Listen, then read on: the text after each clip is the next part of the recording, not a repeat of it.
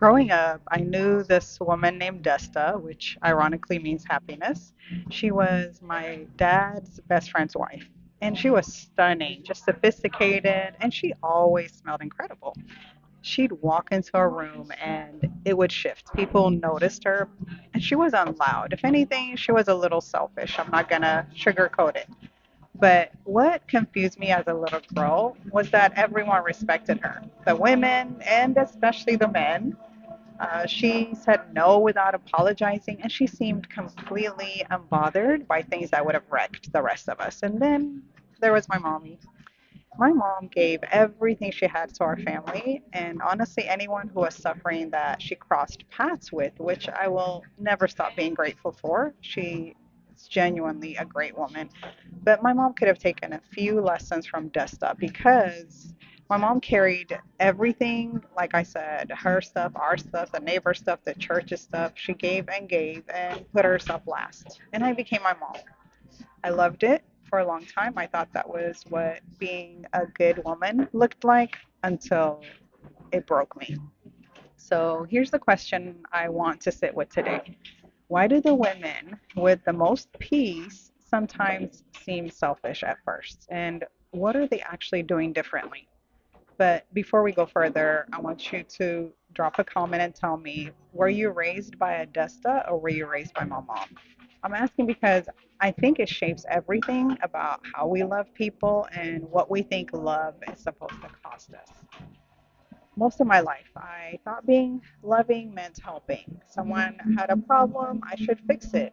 That's the Christian thing to do, right? And on the surface, that sounds beautiful, purposeful, even.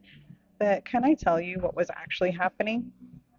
For me, someone would call me with a problem, and then 10 minutes later, I'd be more stressed about it than they were. They'd hang up feeling lighter, and I'll be sitting there having absorbed everything they just put down. I was solving problems nobody asked me to solve, rearranging my schedule for emergencies that weren't mine, and mentally carrying things that belonged to other people. God had given me the gift of empathy, but it took me a long time to steward it well because the thing about empathy when it's not stewarded is it doesn't just feel with people, it crawls into the hole with them. And now you're both stuck. So, how does that help anyone, right? The light bulb moment for me was watching how differently peaceful women respond to the exact same situations.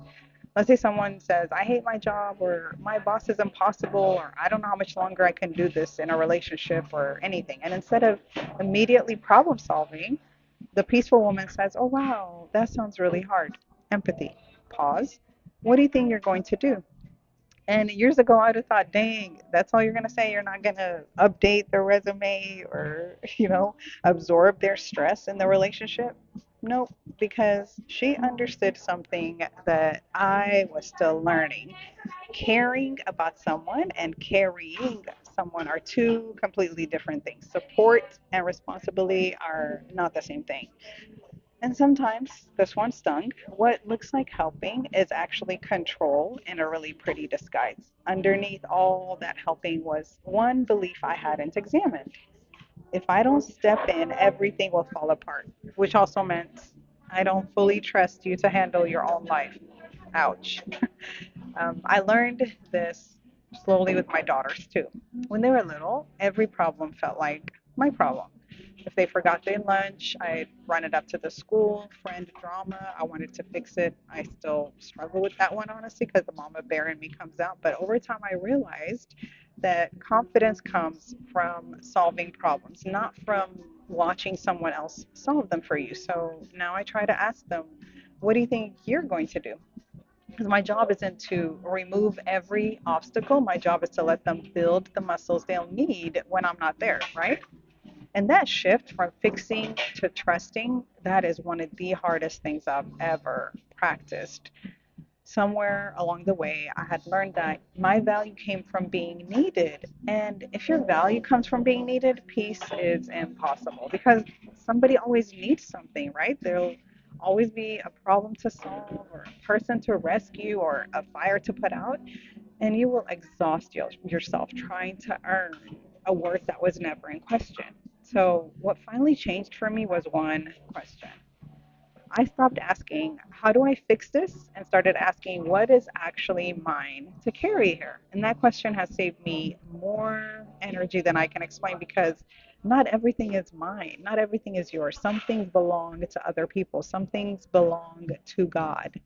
And trusting people with their own lives isn't selfish, it's actually respectful. It's believing they are capable. It's trusting that God is working in their life too, even when you're not in the middle of it.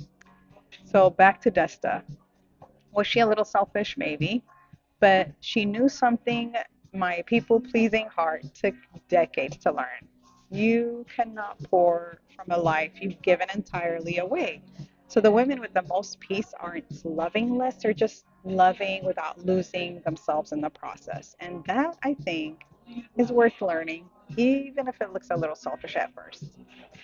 Tell me in the comments, were you raised by a Desta or a mom like mine? And which one do you think you became?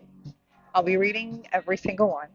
I'm Leah, and I make these videos to remind you that you are not behind. You are allowed to take up space, and life is still inviting you to the dance floor. So come dance with me.